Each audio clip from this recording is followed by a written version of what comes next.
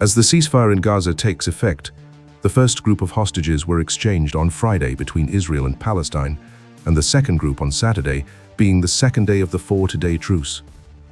Bibi Netanyahu had said emphatically that upon the expiration of the 4-day truce, Israel's military operation in Gaza will resume, and things are moving a lot in that direction. Diplomats are hoping for an extension of the truce, but for an extension to happen, the Israeli Prime Minister Benjamin Netanyahu has to be convinced. And convincing Netanyahu means assuring him with proofs that Israel will not be lured into a trap of truce extension where Hamas's military rule in Gaza is systematically extended, which then leaves Hamas feeling like heroes and Israel, the losers. It'll make a mess of the whole operation in the first place, given that Netanyahu had vowed that by the end of the operation, Hamas will never again be able to have any control over Gaza. In fact, that Hamas will no longer be mentioned, to an end that he repeatedly said Israel will take charge of the security in Gaza. Netanyahu and the Israeli war cabinet are focused on fulfilling this mission, and as far as they're concerned, any unnecessary extension of the truce will begin to weaken their resolve to achieve that total extermination of Hamas goal. Remember that when the deal for prisoner hostage swap was approved, Benjamin Netanyahu said that for every additional 10 hostages released by Hamas, there will be an additional day of pause in the fighting.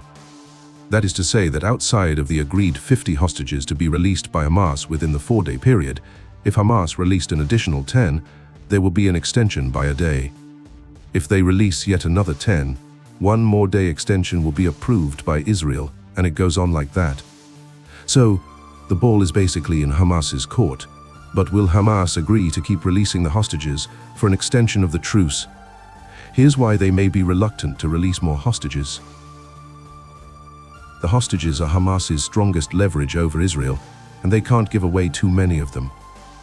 That's why you're hearing of just 50 out of the 239 hostages held by Hamas. And if you look at some of the hostages released on the first day, you'll see that a lot of them are of Asian origin from Thailand and Philippines, probably in Israel for work or something. So, most of those still in captivity are natural-born Israelis. If Hamas loses this leverage by releasing all or more, Hamas will lose the support of other rival military groups operating in Gaza, like the Palestinian Islamic Jihad. Also, Hamas won't have any bargaining chip left. And what Israel wants for a complete cessation of hostilities is the release of all the hostages. Hamas won't agree to that, and Israel won't stop fighting until that happens, so, as you can see, the resumption of hostilities on, say, Tuesday this week is looking very likely. For Netanyahu, the stakes are very high. Already, he's become increasingly unpopular in Israel. Without this war, Bibi would probably be out of power by now. But it appears the war has united Israel around him, and the war cabinet has become one of the most important governing structures in Israel right now. And they exist to end Hamas and more. If Netanyahu can't do it, he needs to get out and never return. That's the thinking there. Those guys are hardcore, and they don't know how to take a no for an answer. The only other pressure that would have mattered a little is one from Biden, but his body language doesn't seem to be tilting in that direction. And so, in the end, this whole truce may have just happened to douse the fire of mountain international condemnation a bit, and then resume for the final battle.